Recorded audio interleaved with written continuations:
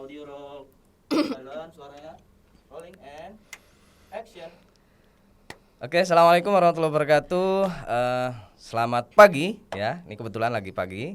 Selamat datang di iRecall Podcast ya. Ini merupakan podcast ya, tayangan perdana di channel iRecall ya. Sebenarnya belum channel ya. iRecall punya channel YouTube ya. Ini merupakan salah satu tayangan perdana di iRecall channel ya yang ada di YouTube. Dan mudah-mudahan ini menjadi awal yang baik ya. Doakan teman-teman yang menyaksikan agar iRecall Podcast ini bisa berlanjut ya, tidak hanya untuk saat ini saja. Oke, jadi teman-teman, para penonton ya, pemirsa semuanya gitu kira-kira. Untuk pertama, ini saya akan memperkenalkan siapa saya ya, itu yang pertama, dan juga teman-teman yang ada di sekitar saya saat ini. Saya sendiri ya, perkenalkan, nama saya Fikrianda. Saat ini merupakan presiden dari komunitas iRecall yang kepanjangannya adalah Indonesian Researchers for Language Learning and Teaching ya. Yang saat ini basisnya ada di Bandung ya. Saat ini saya juga kebetulan sedang menyelesaikan S3 di Universitas Pendidikan Indonesia, terutama di bidang pendidikan bahasa Inggris. Oke, jadi kita santai saja ya di podcast ini. Kita nanti judulnya mungkin juga ngobrol santai ya. Kita akan mengenal teman-teman yang ada di sebelah saya ini ya, siapa mereka, dan kira-kira nanti kita akan membahas apa itu juga akan kita sampaikan nanti ya setelah itu ya. Kita coba dulu memperkenalkan masing-masing ada di sini. Silakan kepada teman saya yang sangat ganteng ini, Pak Said, silakan. Assalamualaikum warahmatullahi wabarakatuh. Selamat pagi semuanya. Saya Said Marifatullah, biasa dipanggil Pak Said ya. Saya sekarang mengajar di Universitas Hasyim Asy'ari Tebu Ireng di Jombang, dan juga sebagai tutor di kelas peneliti di iRecall. Saya gabung di iRecall sejak 2021 ya, insyaallah ya, 2021. Oke, itu cukup ya. Cukup. Udah ya. Udah Fikri.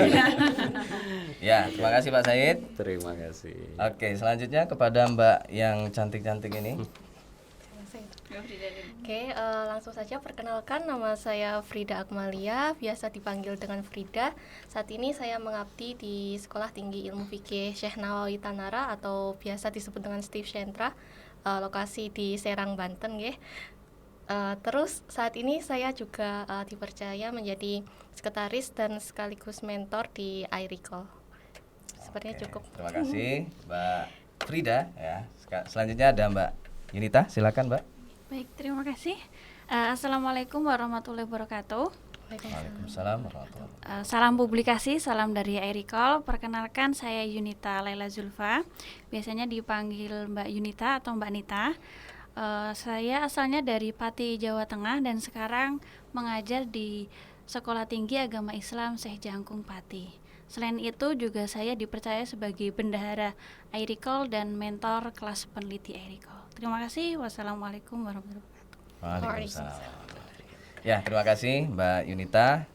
Oke, jadi begini teman-teman, di podcast perdana iRecall ini ya, kita yang ngobrol santai. Kayaknya nanti formatnya untuk ke depan itu akan seperti ini aja ya, ngobrol santai tapi serius gitu ya. Terutama ya, kita akan membahas tentang Scopus. Nah, ini kan lagi marak ya. Ya, Scopus ini dunia perskopusan ya, publikasi, penelitian, riset begitu kira-kira ya. Nah, iRecall ini mungkin teman-teman juga sudah tahu ya, terutama yang sudah mengikuti iRecall sejak lama. Kita berdiri sejak tahun 2020 itu sebenarnya ya. Tapi secara resmi kita ber-SK Kemenkumham itu sejak 2021 gitu ya. Tepatnya ini saya masih ingat ya, karena kita setiap tahun selalu merayakan ya ulang tahun iRecall, yaitu 8 Juni ya. Nah, kebetulan bulannya itu sama persis dengan kami bertiga. Kami bertiga ini bulannya Juni juga ya, kelahirannya gitu ya. cuma Pak Said aja yang agak apa berbeda. Saya mungkin embrionya itu Maret sama saya. Terus lahirnya Juni. Gitu ya. Ya, Pak Said Maret ya. Saya Maret. Embrionya.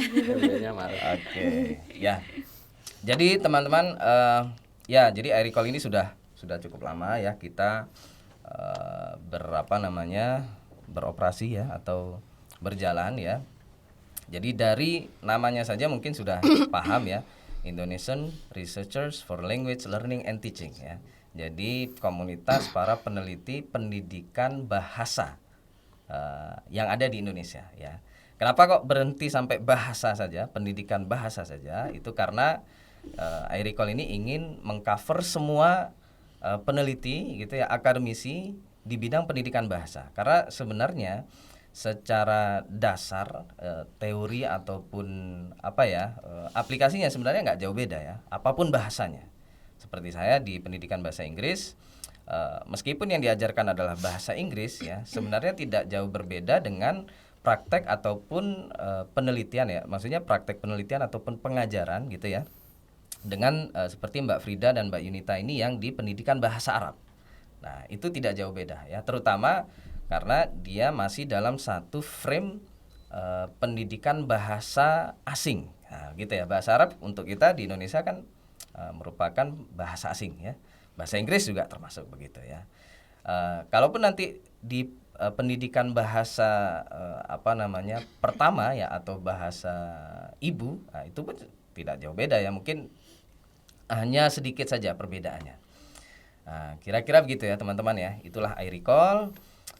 Yang sudah mengenal iRecall kayaknya sudah mungkin terutama yang sudah mengikuti program-programnya ya, seperti kelas peneliti ya Pak Said ya. Kita kelas peneliti itu alhamdulillah sudah berjalan sampai angkatan ke 14 ya. Sudah sampai angkatan ke-14 selama 3 tahun itu ya. 2020 sampai sekarang ya. Ya alhamdulillah ya, ini tetap berjalan. Dan mudah-mudahan akan terus berjalan ya, terutama tujuannya adalah untuk mencerdaskan anak bangsa gitu kira-kira ya. Tapi terutama yang di kategori para peneliti, akademisi gitu ya. Karena ini namanya saja sudah kelas peneliti gitu. Oke, jadi mungkin itu sedikit ya tentang iRecall dan satu lagi. Nah, ketika ngomong tentang iRecall dan juga penelitian, sekarang yang sedang ramai adalah tentang Scopus gitu ya, perskopusan gitu. Ini kalau udah ngomong Scopus ini ada mungkin yang wajahnya apa gitu ya, wah apa itu, mungkin ada yang belum tahu gitu ya tentang Scopus. Ini mungkin adik-adik yang di S1 atau mungkin dosen kebangetan sih kalau nggak tahu tentang Scopus ya.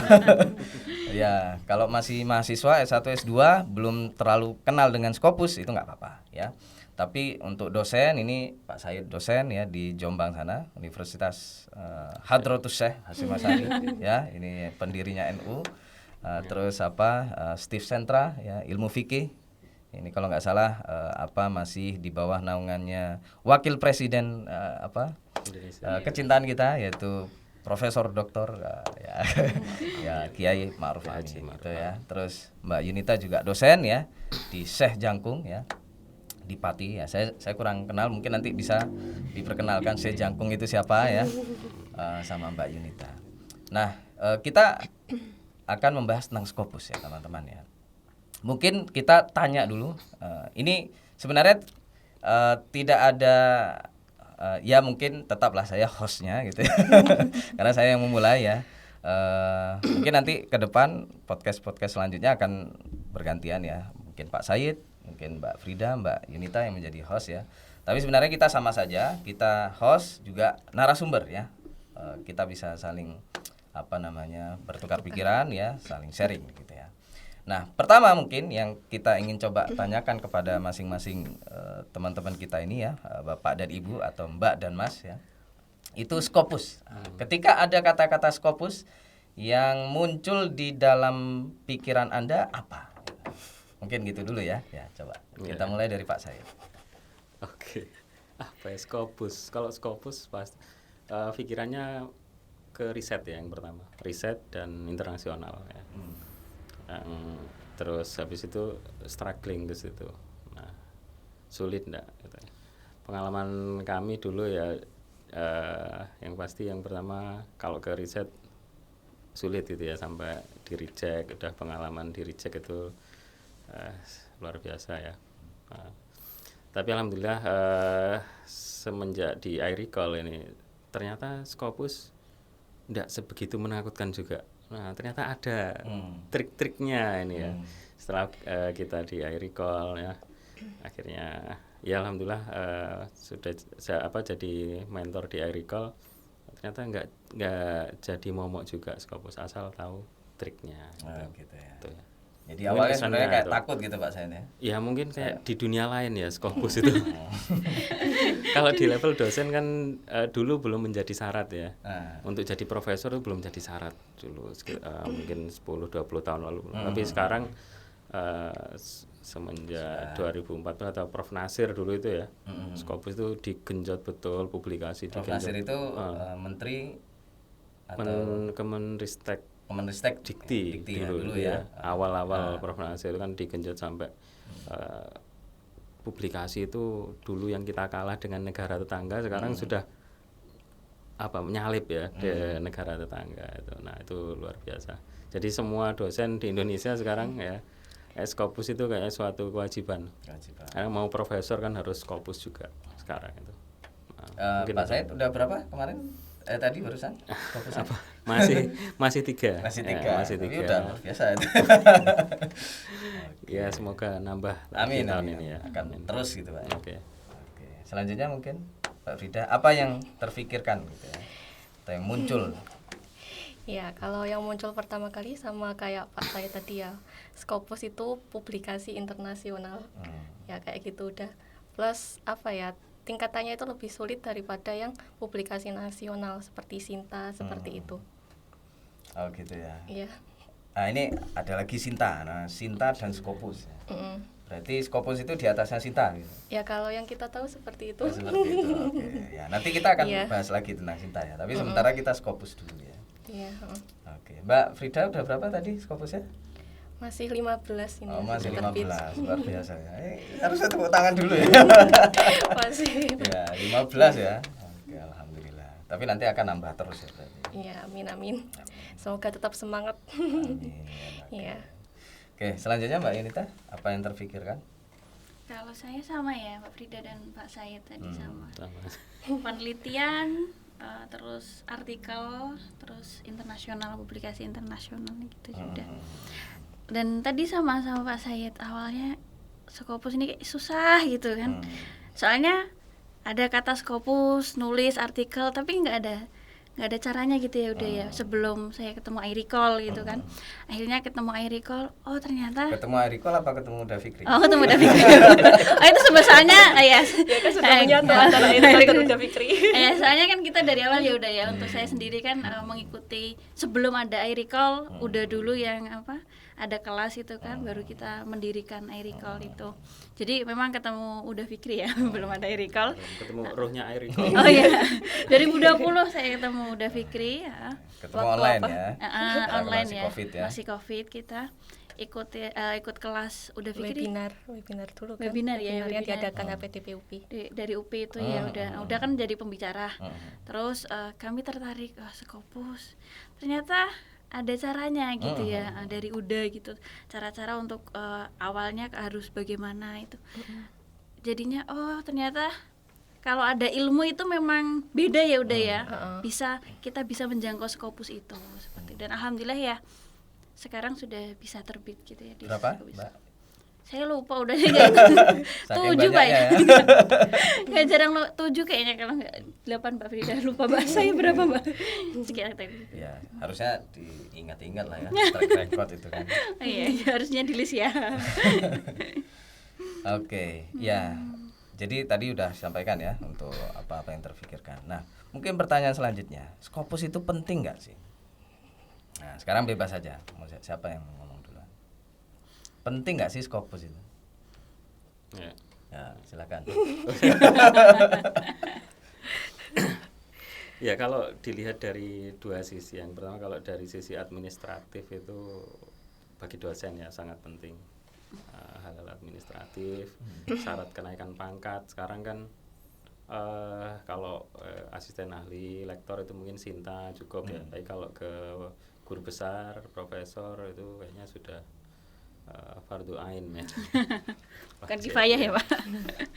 Nggak kifayah lagi, sudah fardu ain dan kan harus jadi penulis pertama itu, penulis utamanya ya. Untuk first apa itu? author untuk kenaikan ke Pangkat. guru besar gitu ya. Naik pangkat. Yang kedua kalau non administratif ya, untuk penyebaran ilmu ya, apa yang kita lakukan, kita tulis hasil penelitian kita untuk diketahui dunia internasional kan nggak mungkin kita nulis bahasa Indonesia terus orang Inggris mau paham gitu kan nggak mungkin juga. Apalagi Sinta karena terus nulisnya bahasa Indonesia. Nah kalau Scopus kan walaupun ada ya Scopus yang dengan bahasa non Inggris ya ada juga, tapi kalau dengan bahasa Inggris kan ilmu kita kebermanfaatannya bisa lebih luas ya, di luar hal administratif tadi. Nah itu sangat penting untuk Yang pertama untuk kenaikan hal-hal pangkat administratif. gitu ya, terutama untuk dosen. Atau mungkin ya. itu yang kedua ya. yang pertama persebaran ilmu tadi. Persebaran ilmu. Impactnya tadi ya, kebermanfaatannya lebih ke dunia Meluas. internasional itu lebih luas kalau di Scopus mungkin itu. Yang kedua hal-hal administratif tadi. Oke. Ya itu ya. Mbak Frida, Mbak Yunita, ada tambahan? Scopus itu penting nggak sih? Ini apa? Ya mungkin terutama karena dosen-dosen ini ya. Ini kerjaannya dosen-dosen itu loh, Scopus saja. Itu gimana itu? Ya kalau menurut saya sangat penting, apalagi buat nambah relasi ya, secara tidak langsung kan tulisan kita dibaca banyak orang. Nah biasanya itu misal kalau kita punya riset yang sudah dikenal internasional, biasanya ada yang menghubung kita dari pihak, apalagi reviewer kayak gitu ya. Maksud saya dari jurnal itu kan editor chiefnya biasanya menghubungi kita buat jadi reviewer baik di Q1 maupun di Q2 seperti itu. Jadi intinya sangat penting untuk menambah relasi kayak Itu terutama ketika dalam proses kita submit artikel gitu-gitu ya. Iya benar. Terus sudah punya track record dengan jurnal tersebut, dengan editornya, dengan reviewer. Ya sering gitu dihubungi kayak gitu. Oke. Jadi bisa menambah relasi di dunia internasional, terutama benar. mungkin di dunia akademiknya gitu Iya ya. betul. Oke. Kan ada tambahan Mbak Yunita? Sama sih udah penting ya kalau menurut saya. Apa saya penting ya, soalnya tadi yang pertama Pak saya juga mau menyebarkan ilmu ya, karena dari kata guru saya itu kan kita tuh harus menjadi seorang pendidik agar ilmunya tersalurkan. Dengan tulisan kan secara tidak langsung dibaca, terus ilmu kita juga bisa tersalurkan tanpa kita harus ngomong langsung gitu ya, udah untuk mengajarkannya gitu sih. Oke, karena ilmu itu harus diikat dengan tulisan begitu. Iya. Oke. Dan dalam Scopus ya secara otomatis juga membahas tulis menulis begitu ya. Iya. Nggak mungkin ada Scopus terbit begitu terus nggak ada tulisannya, nggak mungkin ya. Mungkin suatu saat ada podcast ya, Scopus ya podcast ya. Gitu. Oke. Pak Said sudah langsung. Jangan-jangan loh nanti berapa puluh tahun lagi. Jangan-jangan. Oke. Ya, berarti Scopus itu penting ya. Nah, terus kalau sekarang kalau memang Scopus itu penting, sementara peraturan sudah menunjukkan pentingnya ya, terutama tadi yang disampaikan sama Pak Said untuk kenaikan pangkat. Jadi maksudnya Pak Said kalau kita ini terutama mungkin yang dosen ketika tidak terbit artikel di jurnal ya Scopus ini mungkin maksudnya adalah indeksasi ya. Jadi Scopus itu adalah sebuah lembaga internasional yang kerjanya gitu ya adalah mengindeksasi gitu ya, atau mengindeks jurnal-jurnal yang ada di seluruh dunia begitu ya. Mungkin kalau mau digambarkan seperti kalau kita di di kampus, universitas, sekolah itu ada namanya badan akreditasi begitu ya.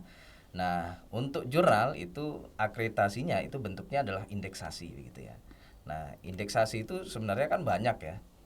Lembaga indeks itu banyak, ada Scopus. Nah, ini yang paling banyak ya, atau yang terkenal itu adalah Scopus ya kalau di Indonesia ya. Iya, di Indonesia. Sebenarnya ada lagi yang lain ya. Iya. Ada apa kalau di luar negeri sana ya yang terkenal itu ada Web of Science ya kan, WOS gitu. Tapi itu kapan-kapan ya, Web of Science kapan-kapan. Terus kalau kita yang di Indonesia sendiri ada lembaga indeksasi yang disebut dengan Sinta ya. Sinta sekarang kayaknya sudah bagus ya, sudah. Kalau dulu mungkin ya asal apa indeks Sinta 1, 2, 3 dan seterusnya gitu. Tapi sekarang kayaknya sudah terorganisasi dengan bagus gitu ya. Tapi itu kapan-kapan Sinta ya. Kita sementara untuk sesi ini ya, untuk kali ini kita sementara fokus di Scopus ya. Karena ini yang membayang-bayangi ya seluruh dosen, seluruh mahasiswa, terutama mahasiswa S2 mungkin ya. S1 saya nggak tahu apa sudah diwajibkan S3 juga. mungkin. S2 belum, enggak. S2 belum tapi sudah ya, ada. digalakkan gitu ya, didorong untuk ke situ. Kalau S3 kayaknya sudah wajib gitu ya. S2 ini Sinta kalau enggak salah yang dikatakan. Yang diwajibkan ya. Yang dituntut. Yang dituntut ya. Tuntutan. Ya itu kapan-kapan lah untuk Ya, Sinta. kapan-kapan. Ya setidaknya kalau untuk mahasiswa S3 Iya. dan juga dosen ya. Tadi kita kebetulan lagi bahas dosen ya, untuk kenaikan pangkat begitu kan. Terus untuk mengejar guru besar gitu ya. Nah ini Scopus ini yang menjadi momok gitu ya. Kalau tidak bisa menerbitkan artikel di jurnal terindeks Scopus, kayaknya nggak akan bisa naik pangkat ya, Iya. atau tidak bisa menjadi guru besar gitu ya. Gitu terus. Nah kita coba kepada mahasiswa S3 mungkin ya. Nah, kira-kira gimana? Nih, sebenarnya Mbak Frida, Mbak Yunita belum S3, tapi kan nanti akan S3 ya. Iya, insyaallah. Oke. Bapak saya juga nanti akan ke S3 maksudnya gitu. Nah, kira-kira kalau tadi di dosen kita mungkin akan balik lagi ke dosen ya. Kalau di S3 itu kira-kira perlu nggak diwajibkan ya? Sekarang kita tadi penting, sekarang mewajibkan artikel Scopus kepada mahasiswa S3. Kalau mungkin ya saya kebetulan sedang proses ya, mohon doanya teman-teman. Saya akan segera sidang promosi doktor Amin. untuk S3 di UPI Bandung. Nah, pengalaman saya itu di UPI itu diwajibkan ya, setidaknya 1 ada artikel di jurnal Scopus untuk syarat sidang 1. Nah, menurut teman-teman gimana? Mungkin nanti akan lanjut S3 ya. Kira-kira apa mau atau menerima tentang kewajiban menulis artikel Scopus untuk mahasiswa S3? Ya, Mbak Yunita dulu mungkin ya kita Oke. ganti-ganti Baik. ya. Mas, kalau diwajibkan ya udah ya. Sebenarnya kalau diwajibkan dan kita dibimbing ya, itu kan enak ya. Ada kewajiban publikasi Scopus gitu, terus kita ada mentor, ada pembimbing yang memang sudah berpengalaman di dunia Scopus dan kita diarahkan itu tidak apa-apa ya udah ya. Saya mendukung gitu, soalnya ada gurunya dan kita juga nanti dapat ilmu gitu ya. Nanti bisa terbit gitu. Tapi saya juga belum S3 ya. Jadi kan belum tahu realitanya di lapangan seperti apa gitu. Kalau saya sendiri kan belajar Scopus kan malah dari memang kepengen terus cari dari luar. Padahal gitu. Dulu nggak diwajibkan ini ya, karena dulu S2 ya. Bukan belum. Diwajibkan Scopus ya. Tapi Masih Sinta pengen ya belajar Mbak ya. Dita. Tapi karena memang keinginan diri sendiri pengen belajar dan ternyata bermanfaat ya. Bermanfaat sekali. Kalau Contohnya apa, Man? manfaatnya udah terbit ya udah terbit ya sekarang, terus jadi mentor kan bermanfaat ya, bisa menyebarkan ilmu. Selain itu sekarang nggak bingung lagi, kalau tidak bingung mau melakukan penelitian gitu ya. Untuk S3 kan dulu S3 sudah tahu gitu ya bayangannya ya. Ya, sudah ada arah gitu ya. Mau S3 aduh nanti penelitiannya apa, terus masih kayak benang kusut gitu ya kalau belum belajar Scopus dan sering baca artikel yang Scopus gitu. Kalau sekarang mau penelitian ini nanti tinggal cari teks mentornya, terus di penelitiannya tentang apa, tentang eksekusi, tinggal eksekusinya gitu. Dan metode penelitian sendiri kan sebelum saya belajar tentang Scopus kan taunya cuma kualitatif, deskriptif seperti itu ya. Ternyata di Scopus itu banyak sekali dan aplikasinya mudah kalau kita sudah sering baca gitu. Jadi tinggal pilih nanti S3 mau pakai Oke. Gitu sih. Rencananya S3 kemana? Mondanya belum udah. Mondanya aja. Ya, mungkin ke Amerika ya kan? Amin. Atau Bawa belur Inggris. katanya ya, udah kalau Amerika itu susah. Oke. Kalau Mbak Frida? Gimana? Ya, mungkin sebelum ke Mbak Frida ya. Jadi kita sekarang kan lagi bahas tentang kewajiban untuk menulis artikel di jurnal Scopus. Ya, tadi kan penting katanya. Kira-kira boleh nggak Scopus itu diwajibkan? Nah, gitu. Ya, Terutama kalau tadi kan kita lagi bahas untuk anak S3. Ya, kalau S2 kan katanya terutama di Indonesia nggak wajib gitu ya. Ya, Sinta sudah boleh. ya kalau ya sama sih kayak Mbak Nita tadi, diwajibkan terus dikasih bimbingan benar kayak gitu. Nah tapi gimana ya, kalau fokusnya hanya ke artikel riset kayak gitu kan biasanya kan perlu waktu banyak ya, apalagi S3 itu kan 3-4 tahun. Nah apalagi harus mencantumkan nama promotor seperti itu. Nah kalau artikelnya hanya terbatas itu kayaknya ya kurang ini ya ya. kurang itu. Oke. Mungkin bisa dikasih diluaskan ke artikel seperti artikel book review atau artikel gitu udah. Yang lebih mudah dari dasar gitu. Ya. Kalau Pak Said bagaimana?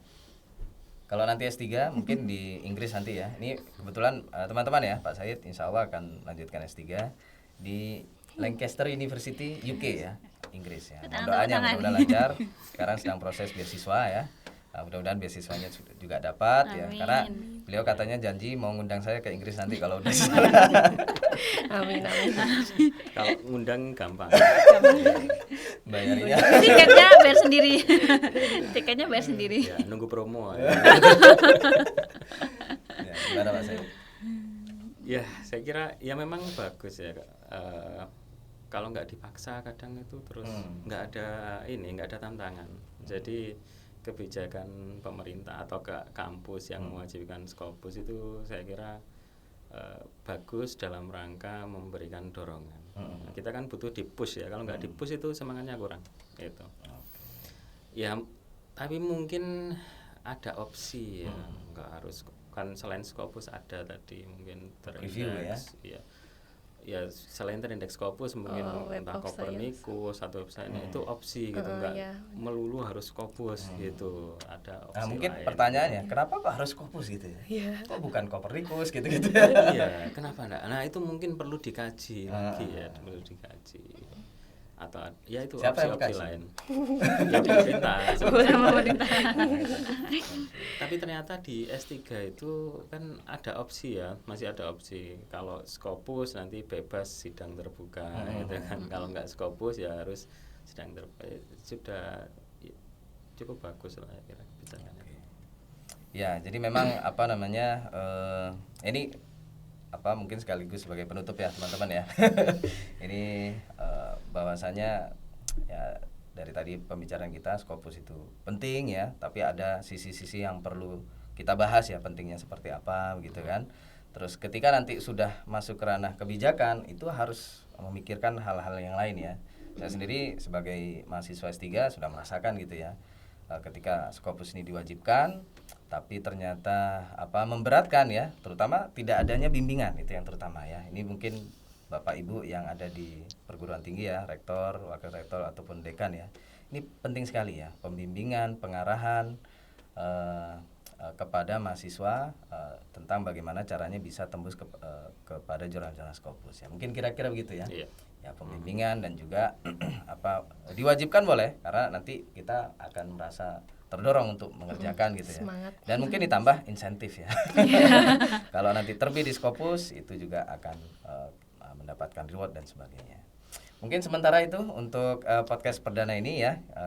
Sampai jumpa lagi di podcast selanjutnya. Dari saya sebagai host Fikri, Pak Said, Mbak Yunita, Mbak Frida ya. Sampai ketemu lagi.